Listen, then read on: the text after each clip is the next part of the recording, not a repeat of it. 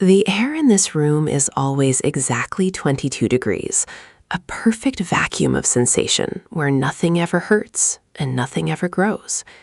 He sits on his velvet chair, surrounded by screens that predict his every desire before he even feels it. There is no hunger here, no cold, and yet there is a hollow ache in his chest that no luxury can fill.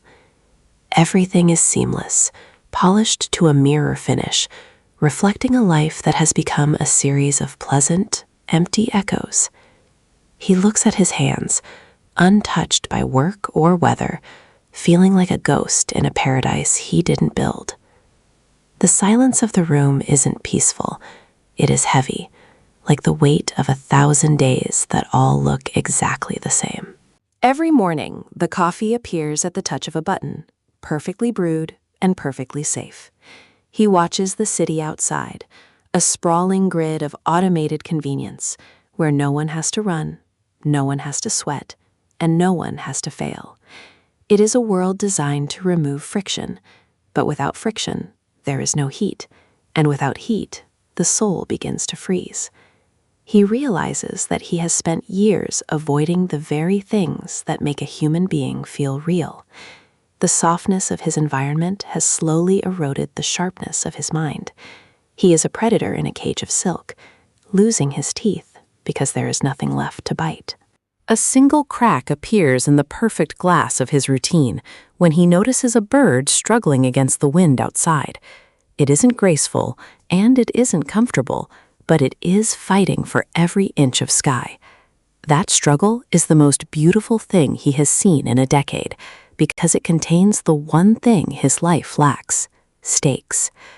He realizes that by removing all danger, he has also removed all meaning from his days.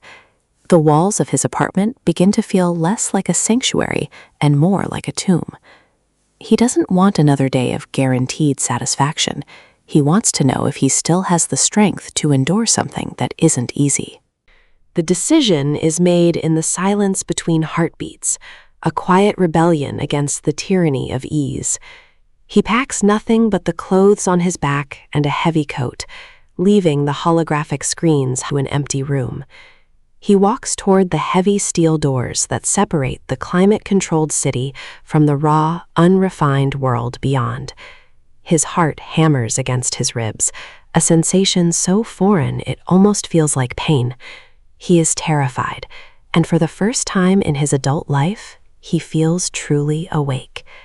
He reaches for the manual override, his fingers trembling as he prepares to step into the unknown.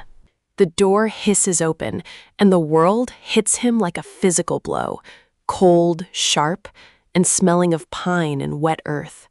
He steps out onto a jagged mountain path, the wind tearing at his clothes, as if trying to push him back into his cage. The ground is uneven, full of rocks that bite into his thin soles, forcing him to focus on every single step. There is no algorithm here to guide his path or ensure his safety. The sky is a wild, bruised purple, and the air is thin and biting.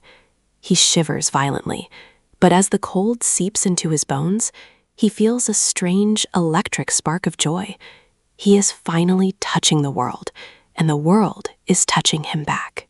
Hours turn into a blur of physical exertion as he climbs higher, his muscles screaming in a language he had forgotten. Every breath is a victory.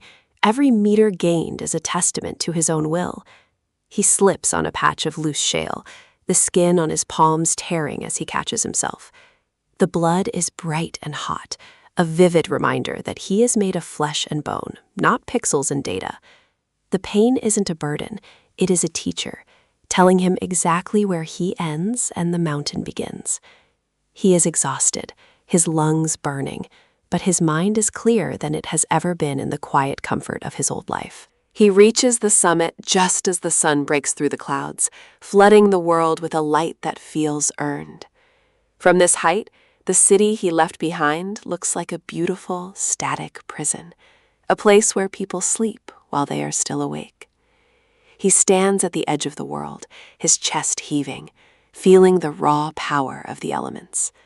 The comfort he once craved now seems like a poison that was slowly numbing his spirit.